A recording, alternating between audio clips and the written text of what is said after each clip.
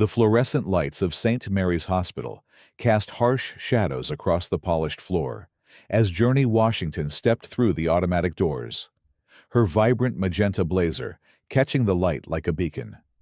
The fabric shimmered with golden threads, and her matching headwrap was adorned with intricate beadwork that caught every ray of light.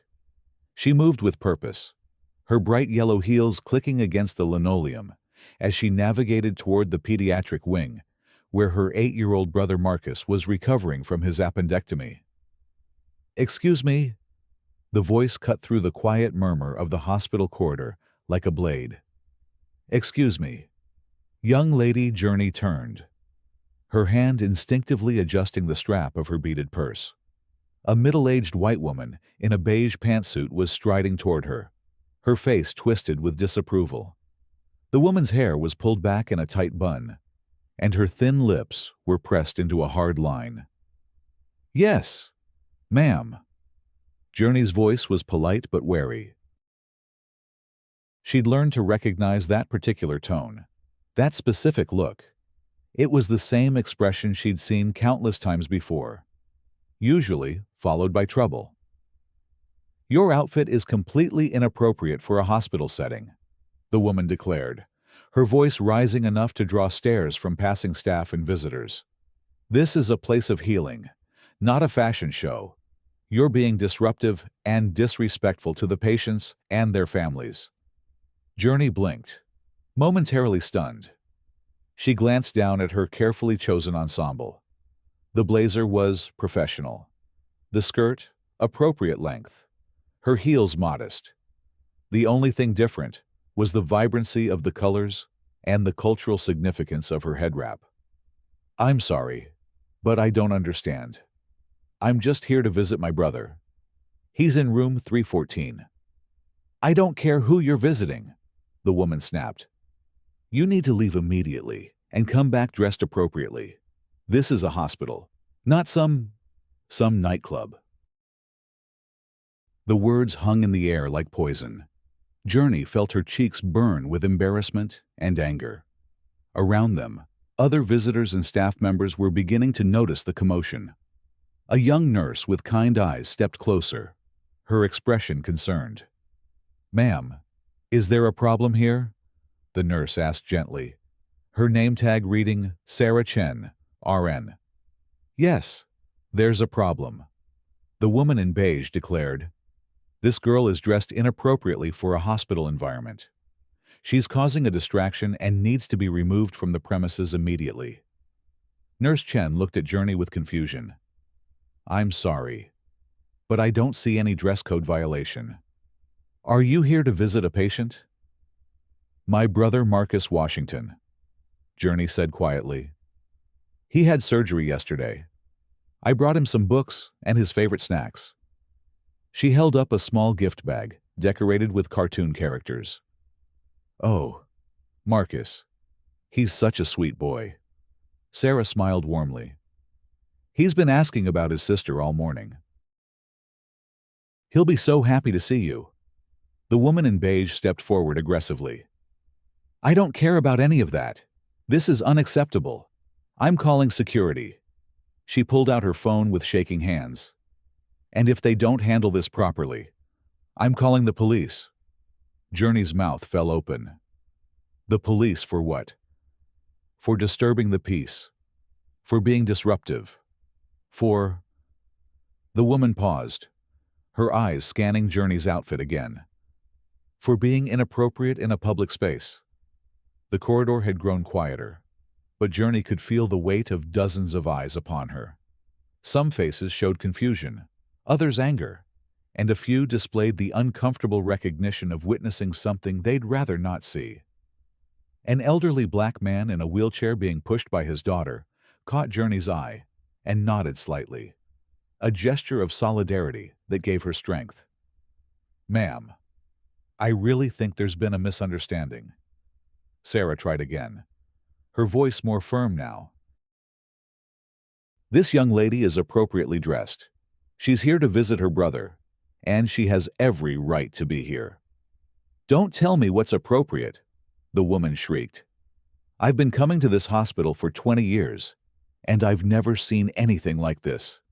It's disrespectful to the other patients. It's attention-seeking behavior, and I won't stand for it."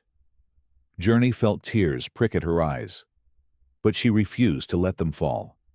She'd heard these accusations before, had been told her entire life that her presence was somehow wrong, that her culture was inappropriate, that her very existence was disruptive. But this was different. This was about seeing her brother, about being there for him when he needed her most. "I'm not trying to cause any trouble," Journey said, her voice steady, despite the tremor in her hands. "I just want to see my brother. He's 8 years old, and he's scared. He asked me to wear his favorite colors because they make him feel better." The woman's face contorted with rage. "I don't care about your excuses. You're being deliberately provocative. Those colors are practically glowing. You're doing this on purpose to get attention, and I won't have it." Dr. Patricia Reeves, the chief of pediatrics, appeared at the end of the hall, drawn by the commotion. She was a tall woman with silver hair and sharp eyes that seemed to take in the entire situation at a glance. Her white coat billowed behind her as she approached with quick, purposeful steps. "What's going on here?" she asked in a tone that brooked no nonsense. "Doctor, thank goodness," the woman in beige said, immediately shifting her approach. "I'm Mrs. Beverly Richardson. I'm here visiting my nephew, and I'm extremely concerned about the inappropriate behavior I've witnessed. This girl is dressed in a way that's completely unsuitable for a hospital environment. She's being disruptive and disrespectful." Dr. Reeves looked at Journey, taking in her outfit with a clinical eye. "And you are Journey Washington. I'm here to visit my brother Marcus in room 314. He had an appendectomy yesterday." "Ah, Marcus. Wonderful boy." Dr. Reeves' expression softened slightly. "He's been asking about his sister all morning. He told me she was going to wear his favorite colors to cheer him up." She turned back to Mrs. Richardson.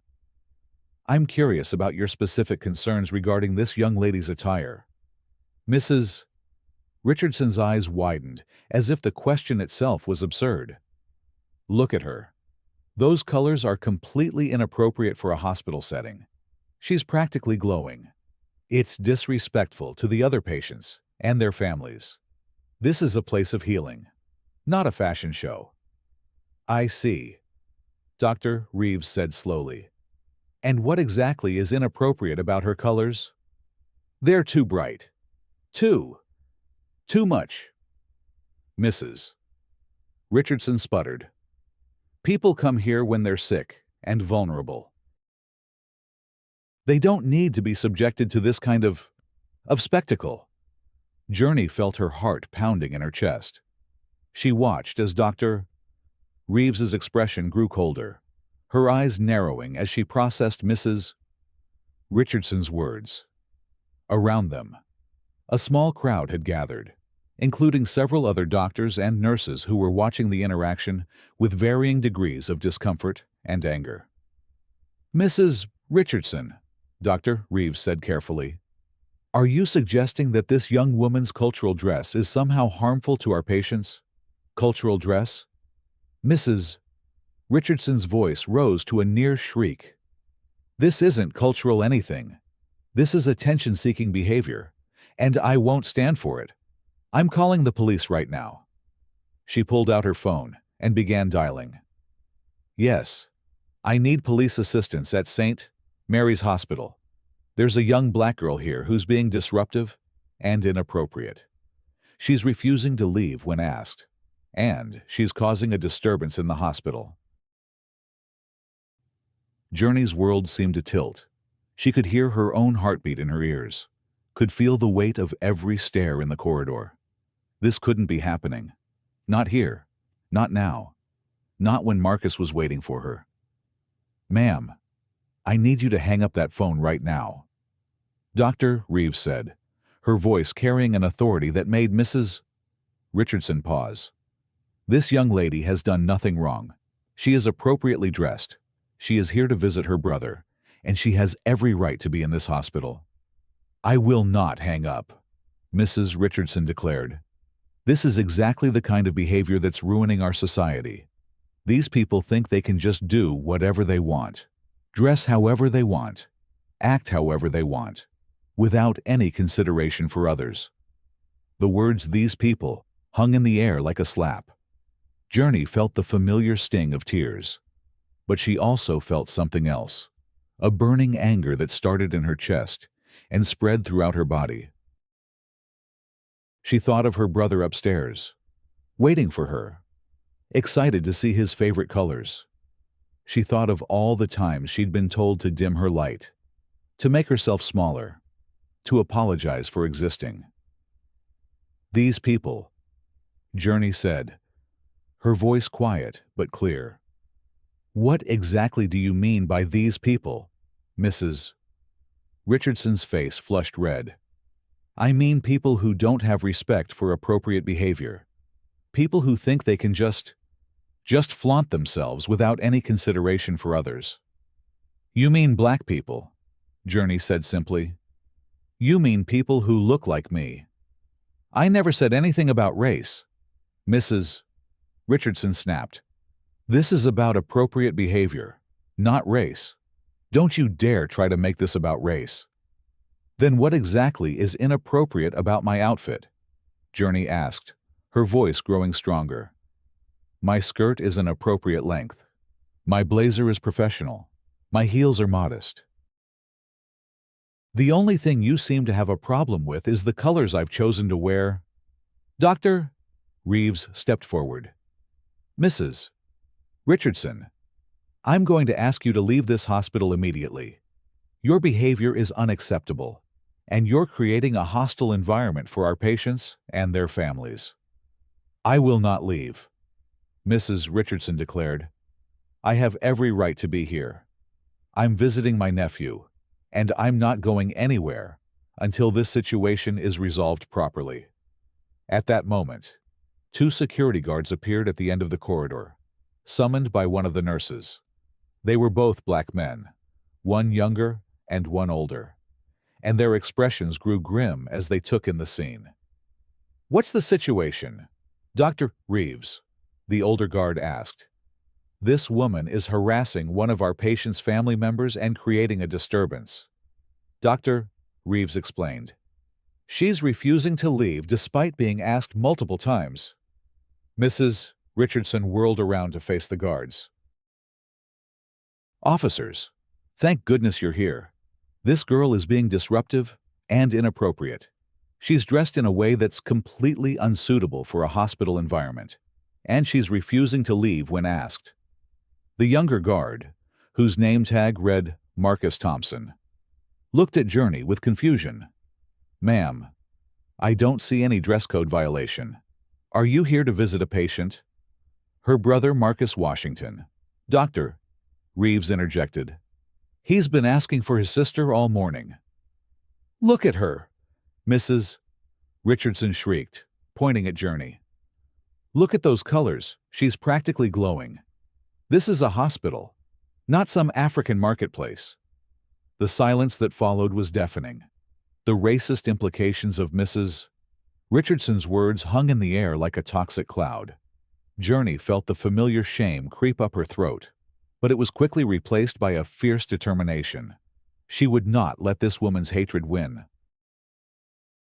"Ma'am," the older guard said slowly, "I'm going to need you to come with us. Your behavior is unacceptable, and you're creating a hostile environment." "I will not be silenced," Mrs. Richardson declared. "This is exactly what's wrong with our society. These people think they can just waltz in here with their loud clothes and their entitled attitudes, and everyone's supposed to just accept it. Ma'am, you need to stop talking and come with us right now," the younger guard said firmly. "Your behavior is completely inappropriate, and you're being asked to leave." Mrs. Richardson's face contorted with rage. "I know my rights. I'm calling the police." She pulled out her phone again. "Yes, I need police assistance at St. Mary's Hospital. There's a situation with a black girl who's being disruptive, and the hospital staff is refusing to handle it properly. Journey watched in horror as Mrs. Richardson continued her call, painting a picture of her as some kind of threat.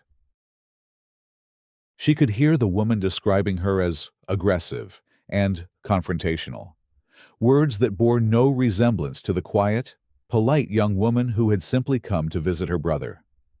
Journey. A small voice called from down the hallway. Journey, is that you? Everyone turned to see a young boy in a hospital gown, leaning heavily on a nurse as he made his way down the corridor. Marcus Washington was small for his 8 years, with big brown eyes and a gap-toothed smile that could light up a room. Right now, though, his face was creased with worry. Marcus.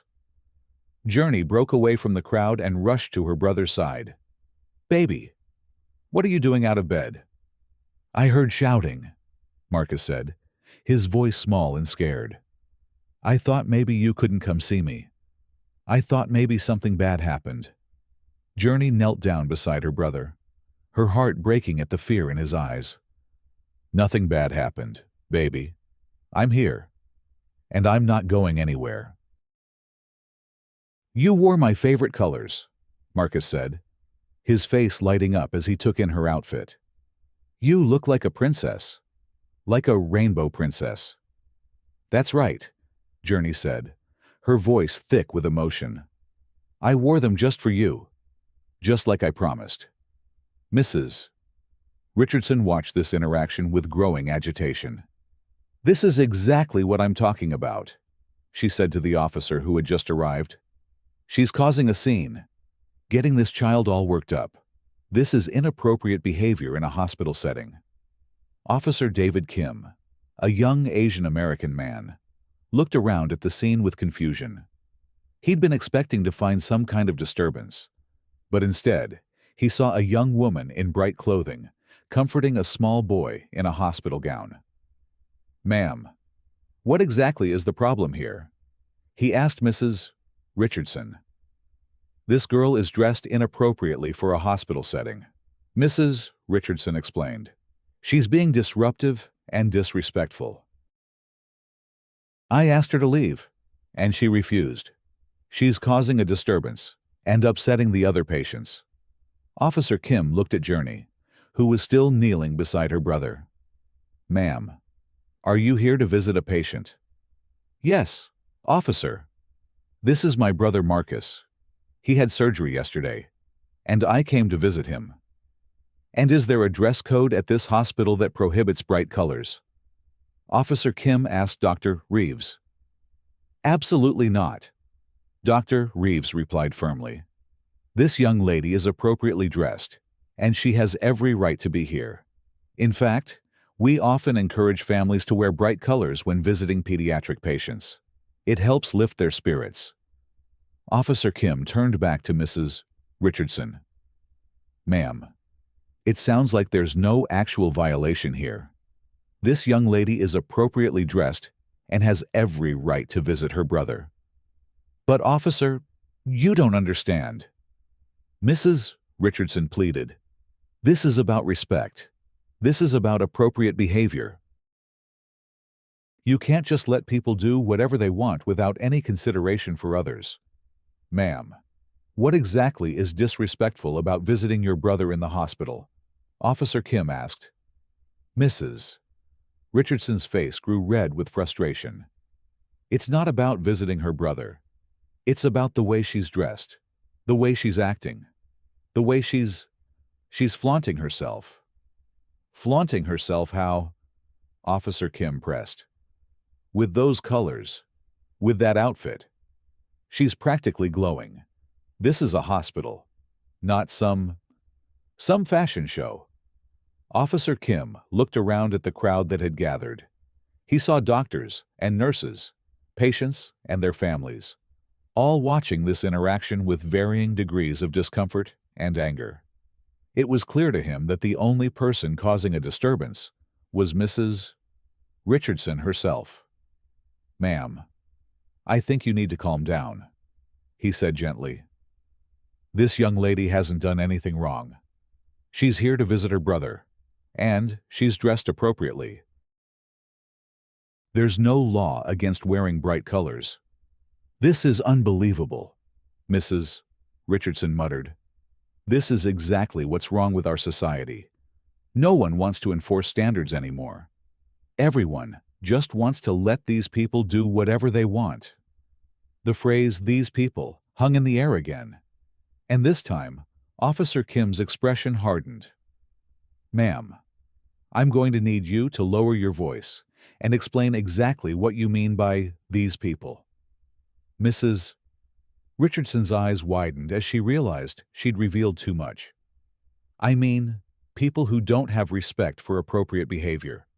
People who think they can just do whatever they want without any consideration for others. And what exactly is inappropriate about this young lady's behavior? Officer Kim asked. Mrs. Richardson looked around frantically, as if searching for support that wasn't there. She's being deliberately provocative. She's trying to get attention. She's causing a scene. Ma'am, the only person causing a scene is you, Officer Kim said firmly. This young lady is quietly visiting her brother. You're the one who's raised your voice, called the police, and created this entire situation.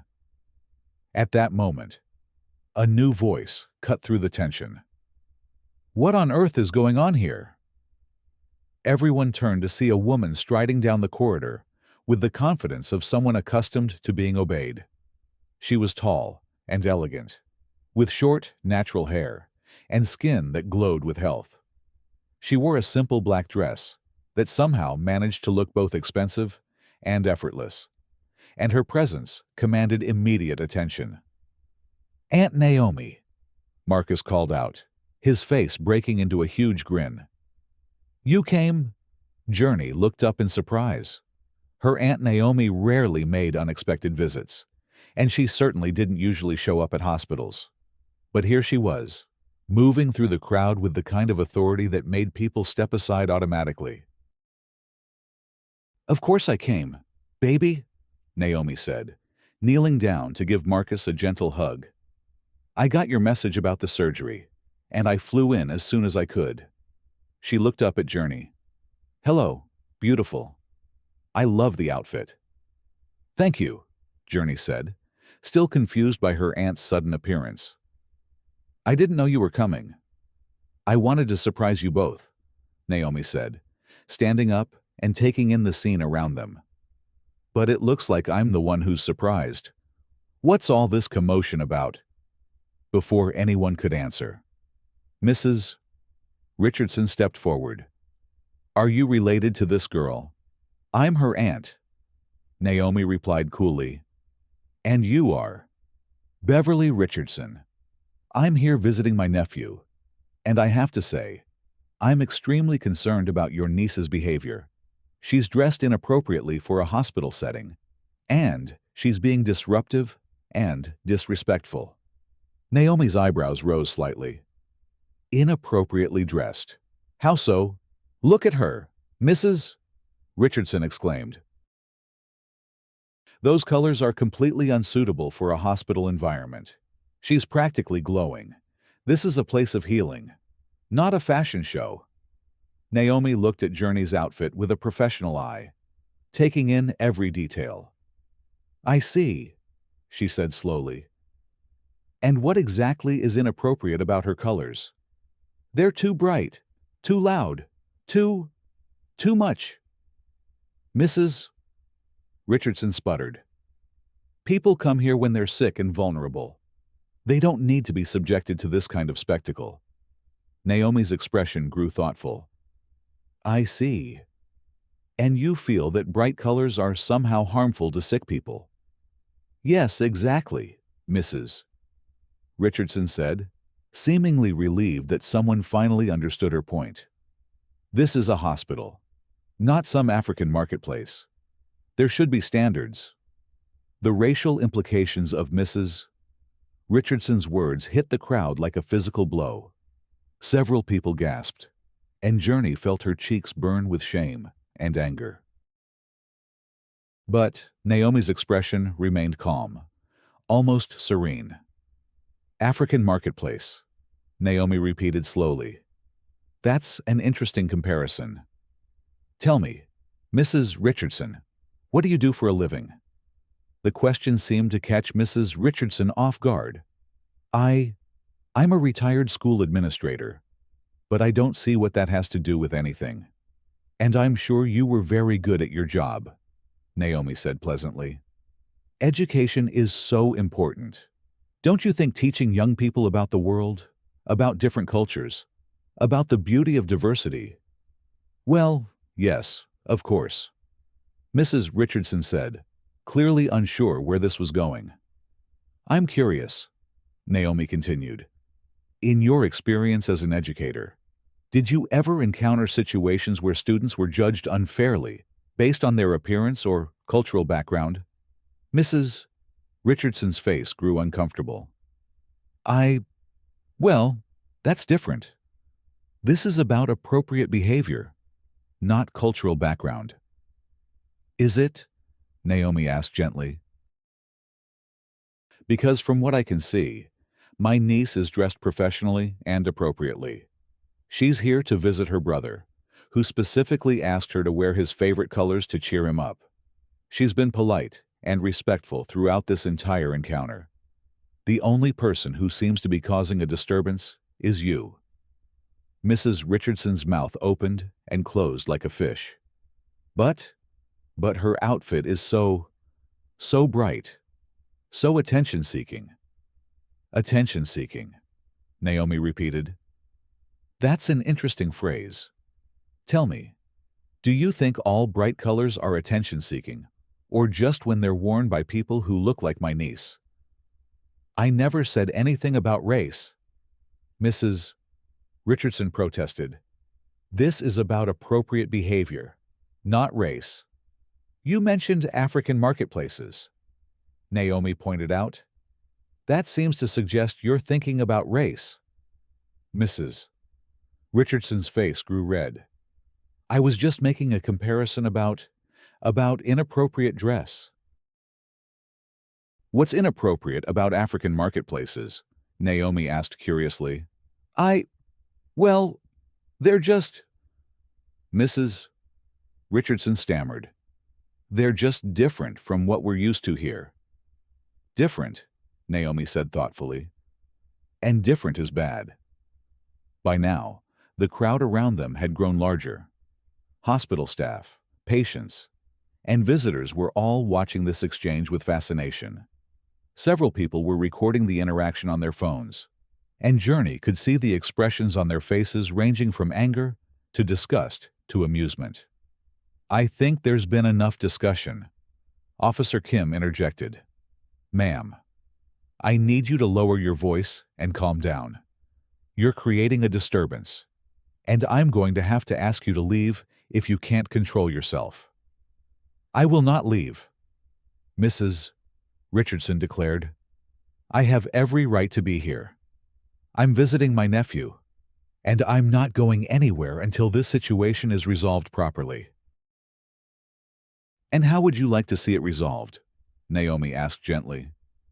She needs to leave and come back dressed appropriately. Mrs. Richardson said firmly, This is a hospital, not a fashion show.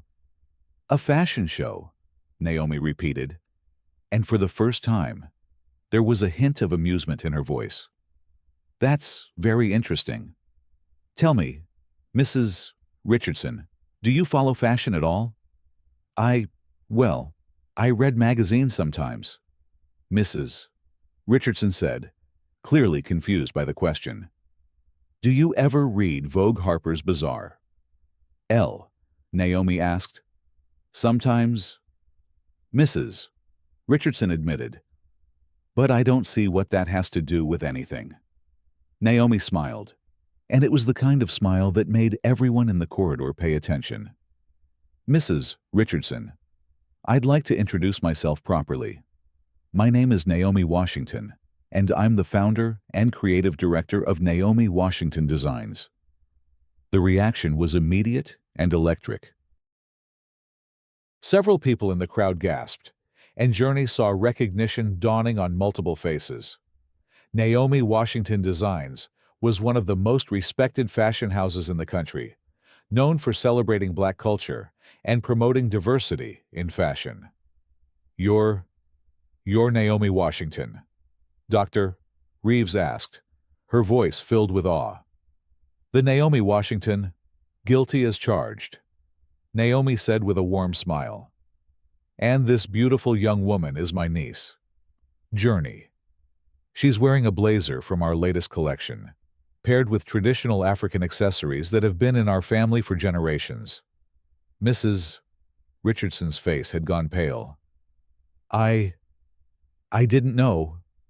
I mean, I wasn't trying to. You weren't trying to what? Naomi asked gently.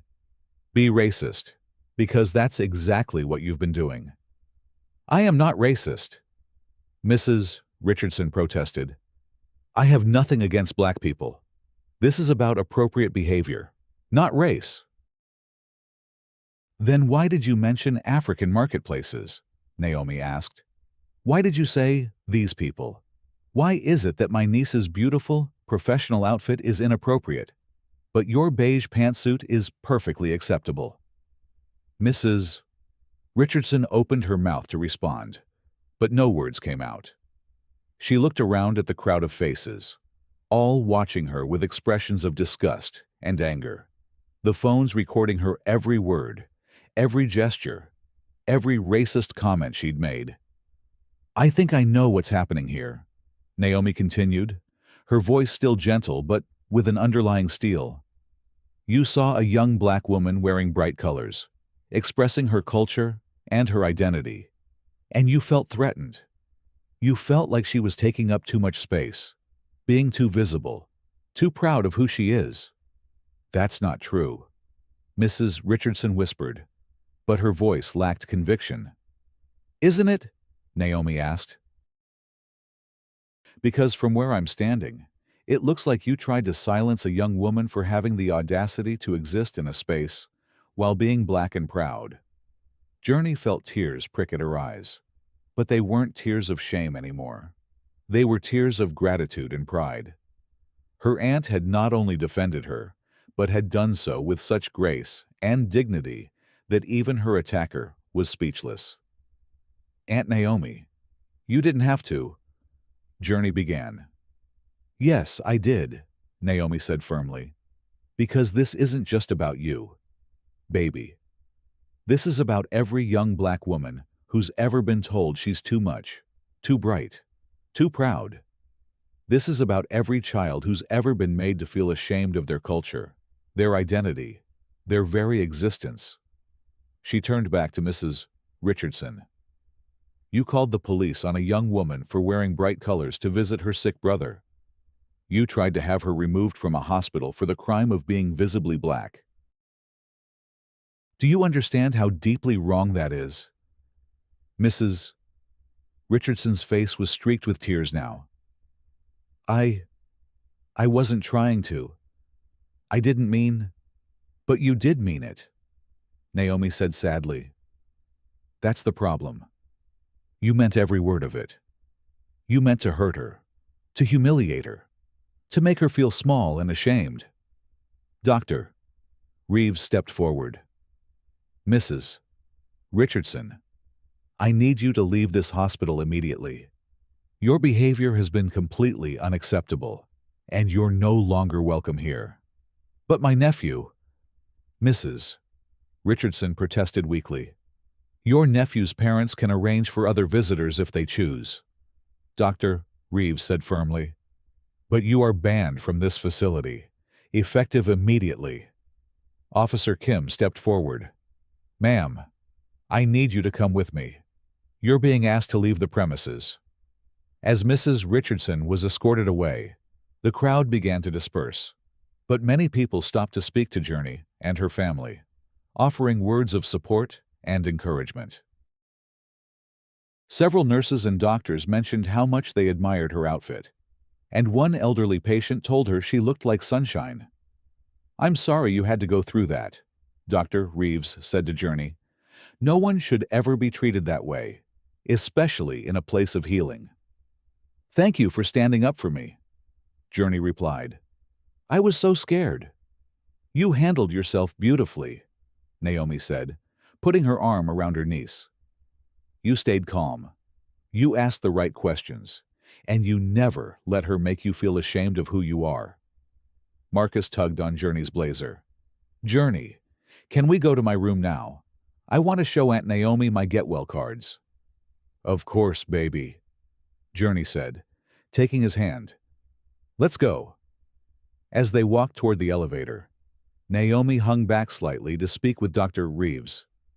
Doctor, I have an idea. What would you think about organizing a fashion show here at the hospital?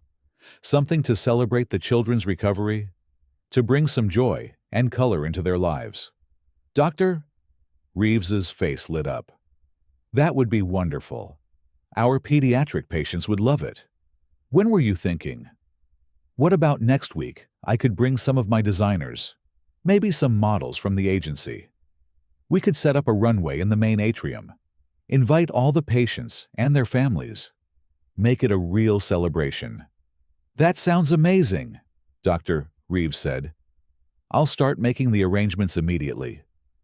Later that evening, as Journey sat beside Marcus's bed, reading him a story, she couldn't stop thinking about the day's events. The confrontation with Mrs. Richardson had been terrifying, but it had also been empowering in a way she'd never experienced before. Journey, Marcus said sleepily. Yes, baby. I'm glad you wore my favorite colors today. They made me feel brave. Journey smiled, tears pricking at her eyes. They made me feel brave too. The next morning, Journey woke up to find her phone buzzing with notifications. The video of her confrontation with Mrs. Richardson had gone viral overnight, shared thousands of times across social media platforms. But instead of feeling exposed or embarrassed, she felt proud. The comments were overwhelmingly supportive. People from all over the world were praising her grace under pressure, her aunt's elegant defense, and the hospital staff's response to the situation. Several prominent activists and celebrities had shared the video, calling it an example of how to handle racism with dignity and strength. You're famous, Marcus said, grinning at her from his hospital bed as he scrolled through the comments on her phone. I don't want to be famous, Journey said. I just want people to understand that we have the right to exist, to be proud of who we are, to take up space in the world. Mission accomplished, Naomi said, entering the room with a coffee and a stack of newspapers. Look at this. She spread the papers across Marcus's bed.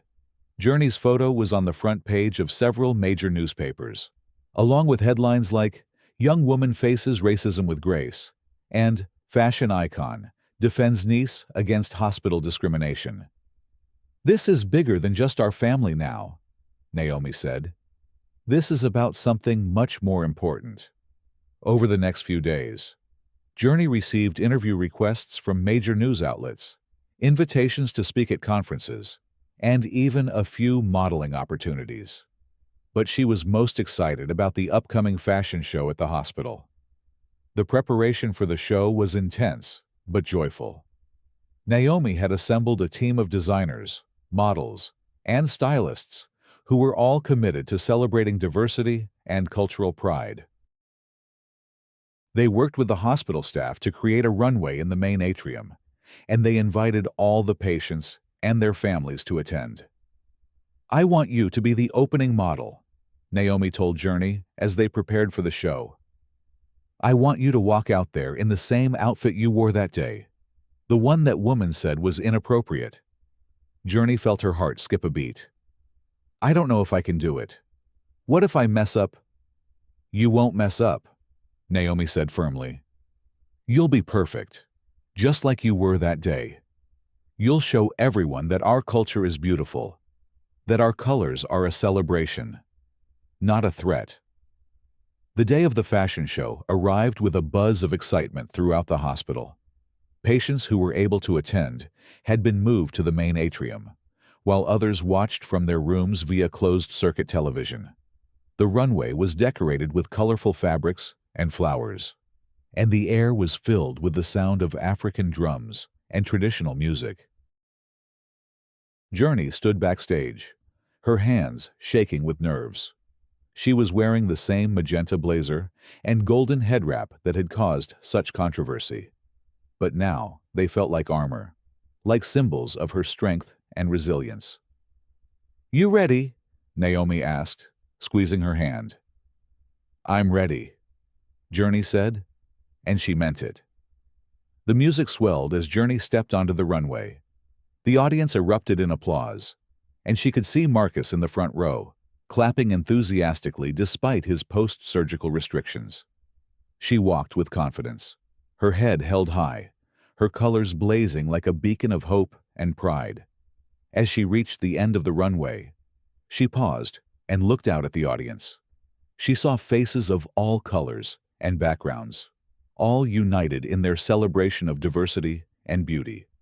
She saw sick children smiling, parents crying with joy, and hospital staff who had become her champions. "This is for everyone who has ever been told they're too much," she said into the microphone.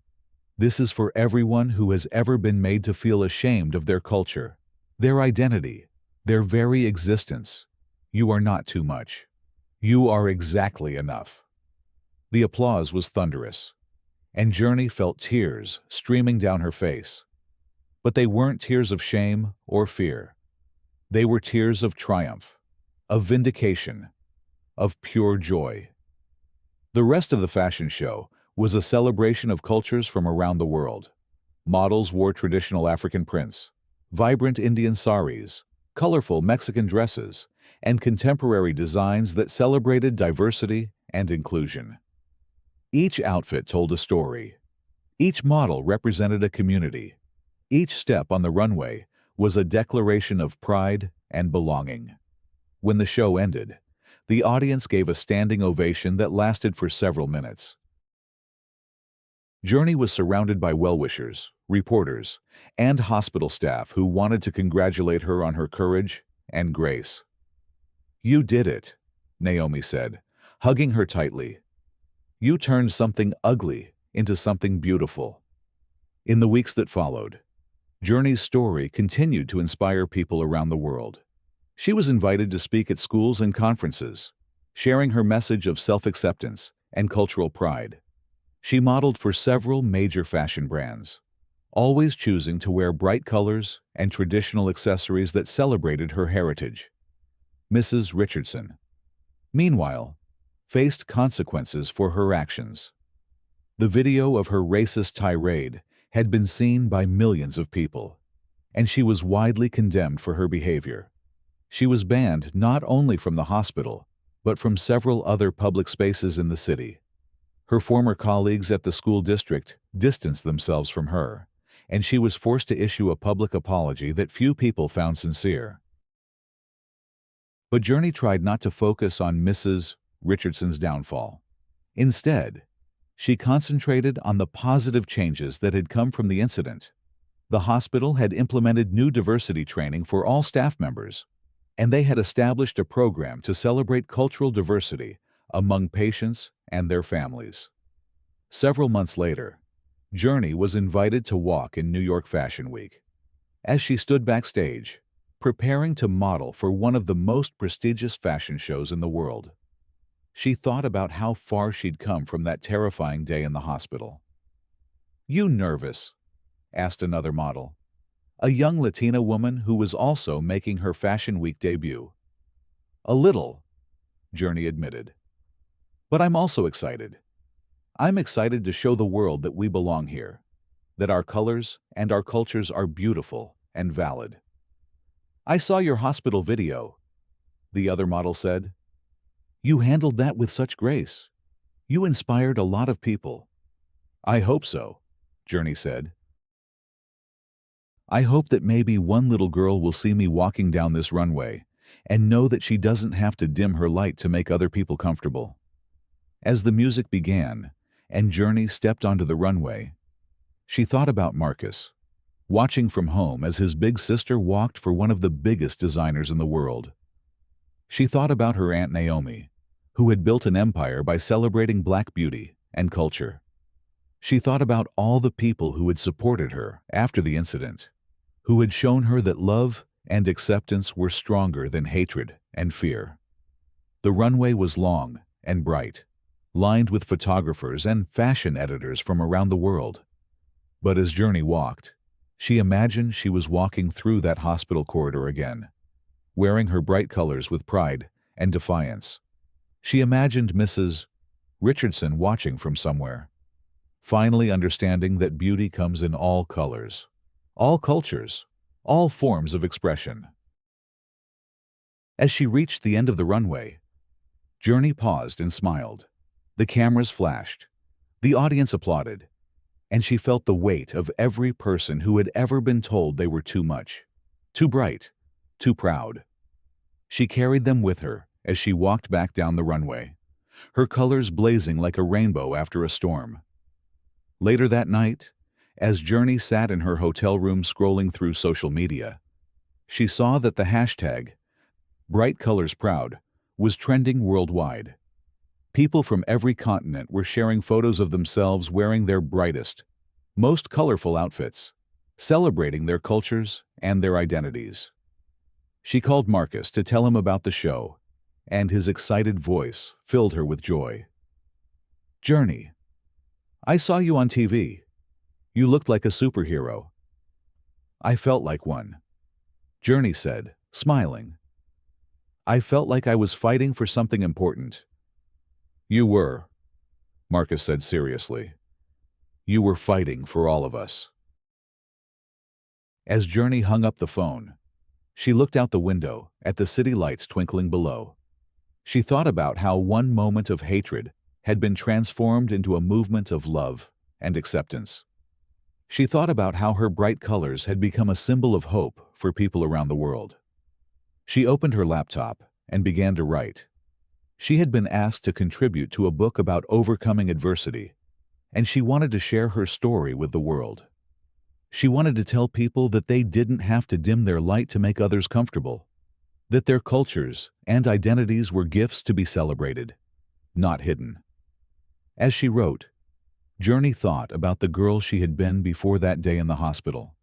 That girl had been confident but cautious, proud but careful not to take up too much space. The woman she had become was different. She was fearless, unapologetic, and committed to using her platform to create change. "My name is Journey Washington," she wrote, "and I wear bright colors because they represent the best of who I am. They represent my culture, my heritage, and my refusal to be made small by other people's fear and hatred. They represent hope, joy, and the beautiful diversity of the human experience." She paused, thinking about Mrs. Richardson and wondering if the woman had learned anything from the experience. She hoped so. She hoped that somewhere, Mrs. Richardson was examining her prejudices and working to become a better person. But even if she wasn't, Journey knew that countless others had been inspired to change, to grow, to become more accepting and loving.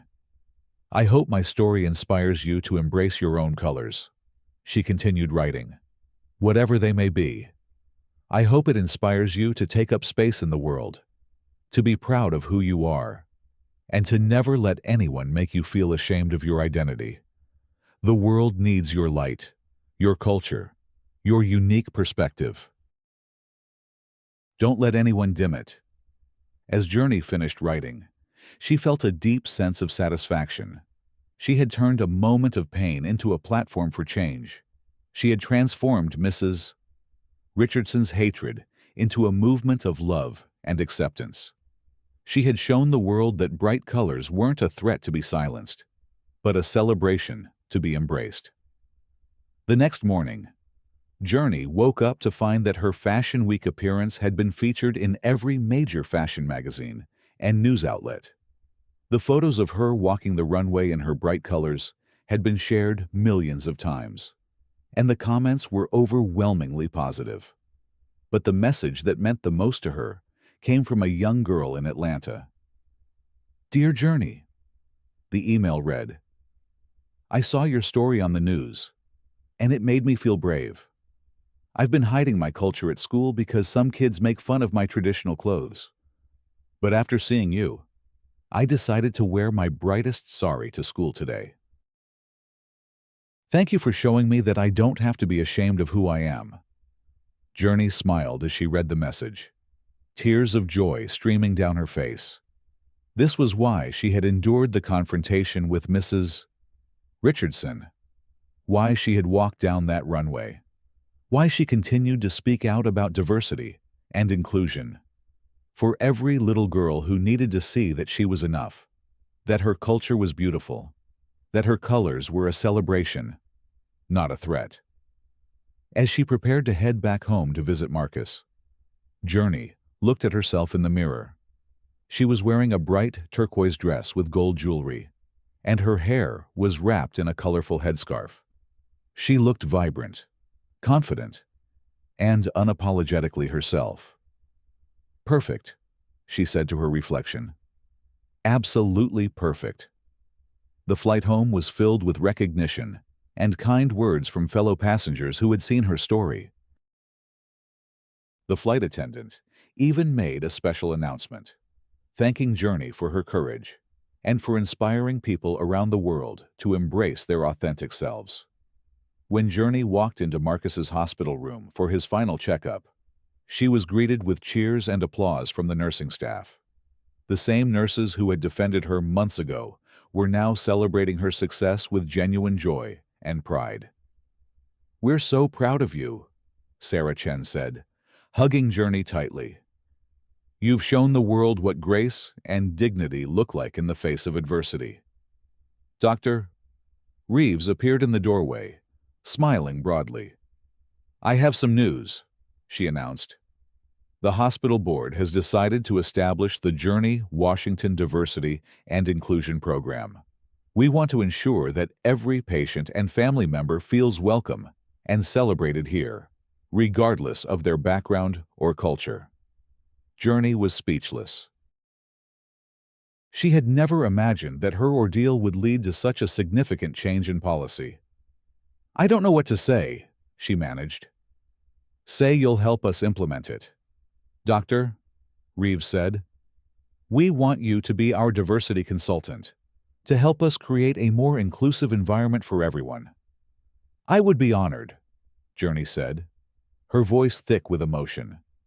As they walked through the hospital corridors, Journey noticed the changes that had already begun. There were colorful murals celebrating different cultures, multilingual signs, and a diverse array of artwork that reflected the community the hospital served. The atmosphere felt warmer, more welcoming, more inclusive. "It's beautiful," Journey said, admiring a particularly vibrant mural that depicted people from various backgrounds coming together in harmony. "It's what happens when we choose love over fear," Dr. Reeves said. "When we choose to celebrate our differences instead of being threatened by them." As they reached the main atrium where the fashion show had taken place, Journey paused. She could still see the runway in her mind, could still feel the energy of that incredible day when the hospital had been transformed into a celebration of diversity and inclusion. "Thank you," she said to Dr. Reeves. "Thank you for standing up for me when I needed it most. Thank you for showing us all what courage looks like," Dr. Reeves replied. "You've changed this place, and you've changed all of us." As Journey left the hospital that day, she felt a deep sense of completion. She had come full circle from that terrifying moment when Mrs. Richardson had tried to silence her to this moment of triumph and transformation. She had proven that one person's hatred could not overcome the power of love, acceptance, and community. Walking through the parking lot, Journey's phone buzzed with a text from Naomi. "Saw the news about the hospital program. So proud of you. You've turned pain into purpose. And that's the most beautiful thing of all. As Journey drove home, she thought about the journey that had brought her to this moment. It had begun with a simple decision to wear bright colors to cheer up her brother, and it had become a movement that touched lives around the world. She had learned that standing up for yourself wasn't selfish. It was necessary. She had learned that her culture and identity were not things to be hidden or diminished, but things to be celebrated and shared. Most importantly, she had learned that even in the darkest moments, even when faced with hatred and prejudice, there was always the possibility of transformation. Mrs. Richardson's attempt to silence her had instead amplified her voice. The woman's hatred had been transformed into a force for love and acceptance. As Journey pulled into her driveway, she saw Marcus waiting for her on the front porch, fully recovered from his surgery and beaming with pride. He was wearing a bright yellow t-shirt and had drawn rainbow stripes on his cheeks with face paint. "Welcome home, Fashion Week superstar," he called out, running toward her with his arms open wide. Journey hugged him tightly, feeling the weight of all the love and support that surrounded her. She had faced down hatred and emerged stronger. She had turned a moment of pain into a platform for change. She had shown the world that bright colors weren't a threat to be silenced, but a celebration to be embraced. As they walked into the house together, Journey felt a deep sense of peace.